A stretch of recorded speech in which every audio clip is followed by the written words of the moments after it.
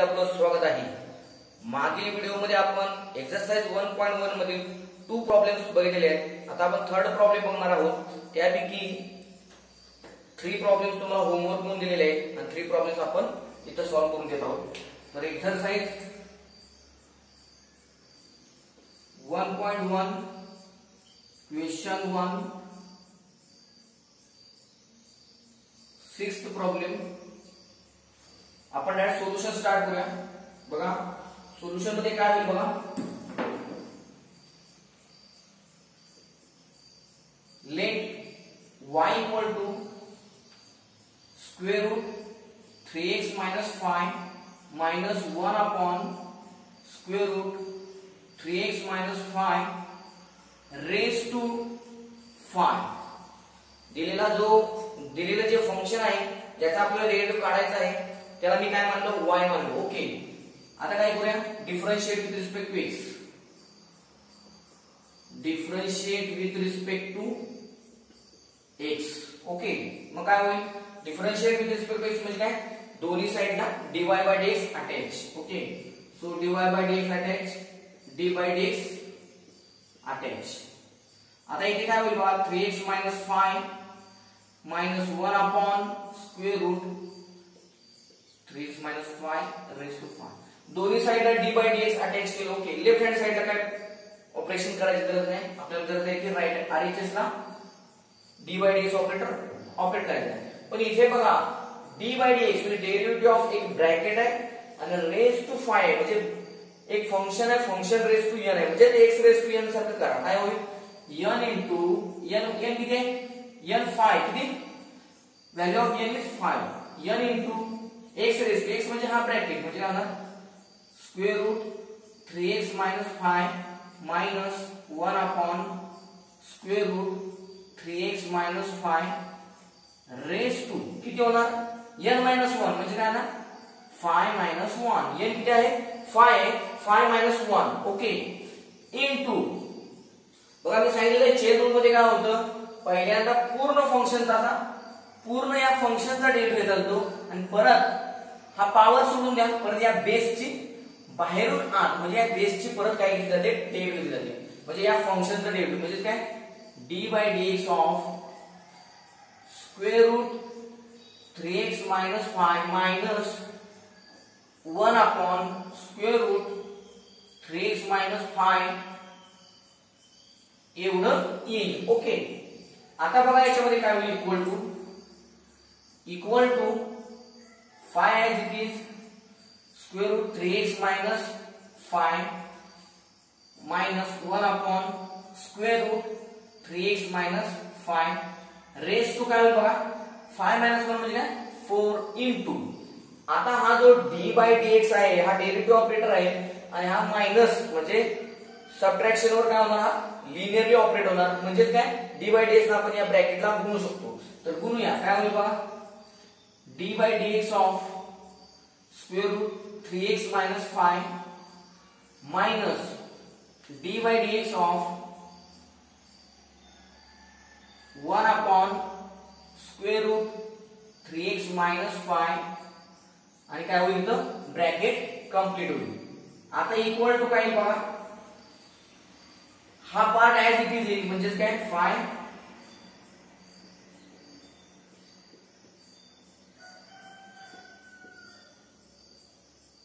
हा part as it is. आता काय होईल बघा,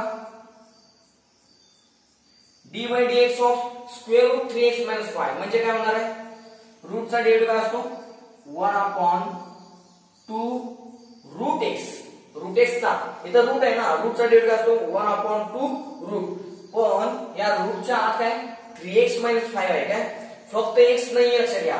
मग आपल्याला काय करावं लागेल, बाय चेन रूल पहिल्यांदा स्क्वेअर रूटचा डेरिव्हेटिव्ह त्यानंतर स्क्वेअर रूटच्या आतला पार्ट आहे, बाहेरून आत स्क्वेअर रूटच्या आतला जो पार्ट आहे म्हणजे 3x minus 5 त्याचा डेरिव्हेटिव्ह घ्यावा लागेल।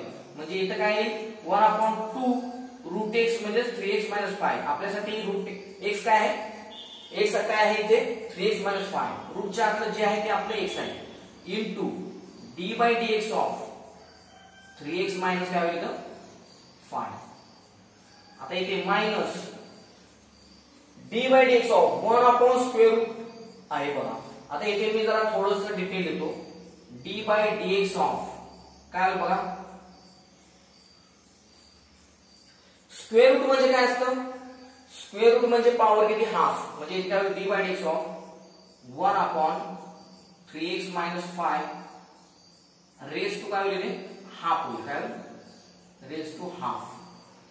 ओके. आणि इथे काय होईल हा ब्रॅकेट क्लोज. ओके. आता इक्वल टू काय येईल बघा. इक्वल टू हा 5 square root 3x minus 5 minus 1 upon square root 3x minus 5 raise to 4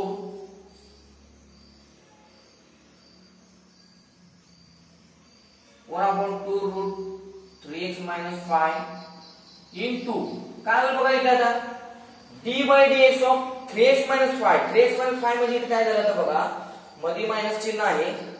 तर आपण काय करू शकतो या ब्रॅकेटला मल्टिप्लाय करूया. काय होईल डी बाय डीएक्स ला मल्टिप्लाय करूया. काय होईल मग बघा d by dx of 3x minus d by dx of 5.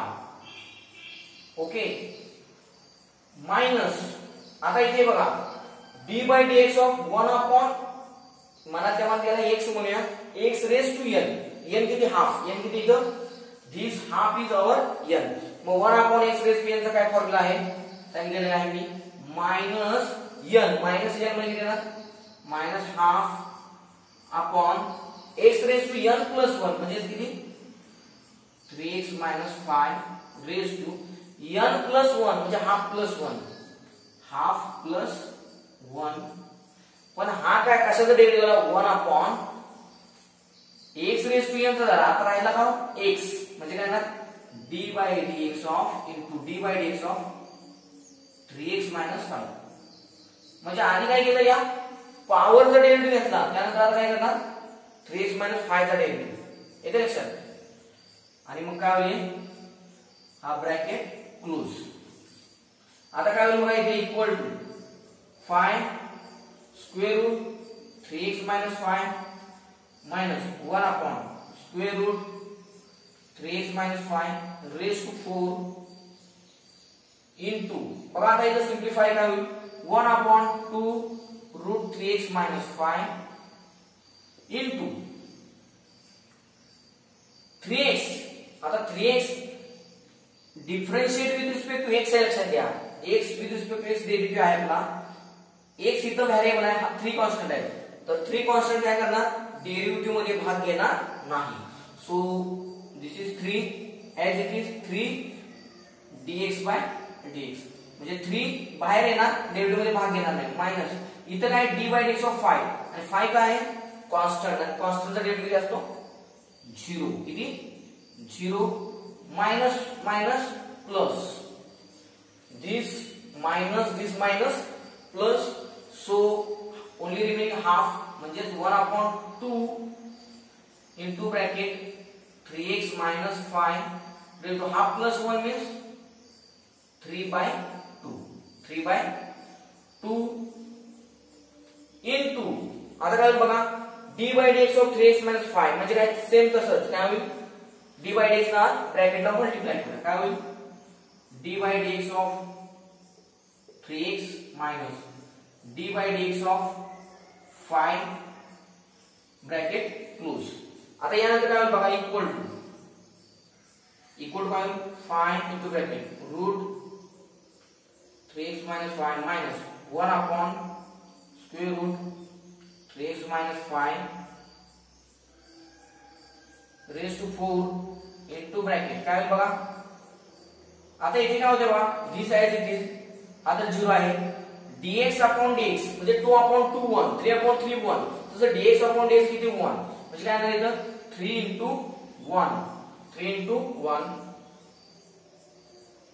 Plus sine as it is हा पार्ट आहे तसंच राहील 1 upon 2 into bracket 3x minus 5 raise to 3 by 2. Okay.